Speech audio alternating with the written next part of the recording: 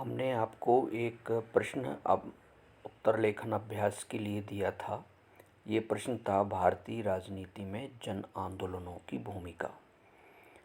तो इन्होंने पहले पैराग्राफ में लिखा है कि जन आंदोलन का विकास कैसे होता है, और इन्होंने बताया कि जन आंदोलन का विकास जन आक्रोश से होता है। ठीक है, इन्होंने पहला पैराग्राफ अच्छा स्टार्ट किया है। फिर इन्होंने जन आंदोलनों का विकास बताया है। इन्होंने इसके दो पक्ष रखे हैं, आप देख सकते हैं। यहाँ लिखा है स्वतंत्रता के पूर्व और एक लिखा है स्वतंत्रता के पश्चात। स्वतंत्रता के पूर्व जो मास मूवमेंट हुए थे या जन आंदोलन हुए थे, निश्चित तौर पर वो महात्मा गांधी जी के नेतृत्व में हुए थे। लेकिन इन्होंने यहाँ पे ये गलती कर दी है।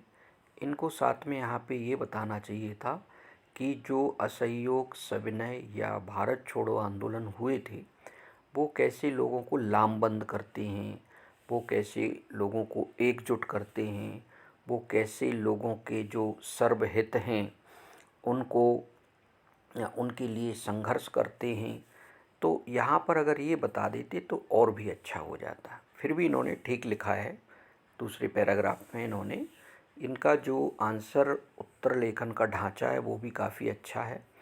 फिर इन्होंने यहाँ पे स्वतंत्रता के पश्चात जो जन आंदोलन बताए हैं उसके भिन्न भिन्न रूप बताए हैं, आप देख सकते हैं। यहाँ पे इन्होंने मेंशन भी किया हुआ है और इन्होंने यहाँ पे ये काफ़ी विविधतापूर्ण तरीके से लिखा है। इसमें जैसे इन्होंने वर्ग विशेष के जो आंदोलन हैं, जैसे दलित वर्गों का आंदोलन है, आप देख सकते हैं यहाँ पे बताया है। फिर इन्होंने जयप्रकाश नारायण का जो आंदोलन है वो वर्ग विशेष का ना होकर के वो एक सामान्य आंदोलन होता है सभी के लिए, तो ये इन्होंने यहाँ पे दिखाया हुआ है। ये काफ़ी अच्छा है ना। और बेसिकली जो आपका जो जन आंदोलन था जयप्रकाश नारायण का, वो निरंकुश राजनीति के खिलाफ था। इन्होंने काफ़ी अच्छा लिखा है यहाँ पे। अब इन्होंने जो दूसरे पेज में यहाँ पे आप देख सकते हैं कि इन्होंने जो लिखा हुआ है, अपने प्रश्न को आगे बढ़ाते हैं।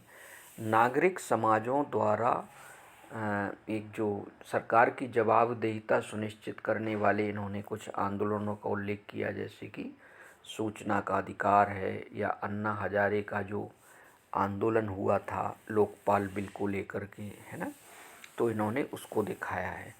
फिर वर्तमान में इन्होंने एक किसान आंदोलन भी बताया हुआ है। यानी यहाँ पर इन्होंने जो स्वतंत्रता के बाद जो आंदोलन हुए हैं उनके कुछ उदाहरणों के साथ अपना उत्तर प्रस्तुत किया है, जो कि अच्छा है। फिर इन्होंने अब लास्ट पैराग्राफ में ये बताया हुआ है कि स्वतंत्रता के पूर्व और पश्चात के जो आंदोलन थे उसका जो स्वरूप था उसमें उन्होंने बताया है कि वो सर्वहित के लिए लड़े गए थे, वो नैतिकता पर आधारित थे वो आंदोलन, है ना, यहाँ पे इन्होंने लिखा हुआ है। लेकिन वर्तमान में जो आंदोलन है वो सेल्फ इंटरेस्ट के लिए हो रहे हैं, जैसे कि गुजरात का पाटीदार आंदोलन है या महाराष्ट्र का जो आंदोलन है वो इन्होंने यहाँ पे बताया है, आप देख सकते हैं भारतीय राजनीति में। तो ये भी इनका एक अच्छा प्रयास है। कुल मिलाकर हम ये कहेंगे कि इन्होंने जो उत्तर लिखा है वो प्रश्न की मांग के अनुरूप है और उत्तर का ढांचा भी इन्होंने अच्छा बनाया हुआ है। और इसमें थोड़ा सा साथ साथ में जैसे इन्होंने जो उदाहरण दिए हैं या जो गांधी जी के आंदोलन बताए हैं, तो उसका जो एक कहना चाहिए उद्देश्य था, ठीक वो उस उद्देश्य में कामयाब हुए। और इसको आप अच्छा लिख सकते थे। इसमें आपने जो सबसे बड़ी कमी की है, जो कि जन आंदोलनों की राजनीति में भूमिका, इसमें आपने क्षेत्रीय दलों का जो उभार होता है बेसिकली वो जन आंदोलनों का ही परिणाम है। जैसे उत्तर प्रदेश में आप देखेंगे बहुजन समाज पार्टी का जो उदय हुआ है, जैसे अगर आप पश्चिमी उत्तर प्रदेश और हरियाणा का इलाका देखें तो वहाँ पे जो भारतीय किसान यूनियन का उदय होता है। और इसी प्रकार से आप जो पर्यावरणवादी हमारे जो आंदोलन हुए, जैसे चिपको आंदोलन है या नर्मदा बचाओ आंदोलन है ना। या इसी तरह से आप देखेंगे कि जो उड़ीसा में एक चिल्का आंदोलन चला था, साउथ में आप देखेंगे एक आंदोलन था, है ना, पर्यावरण को लेकर के, चिपको आंदोलन से मिलता जुलता ही आंदोलन है वो।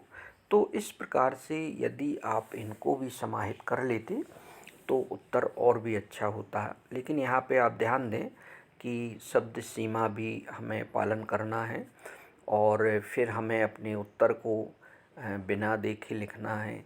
तो ये बहुत सारी चुनौतियों के बीच में इन्होंने, अगर हम कहें कि निष्कर्ष रूप में, तो इन्होंने काफ़ी अच्छा लिखा हुआ है।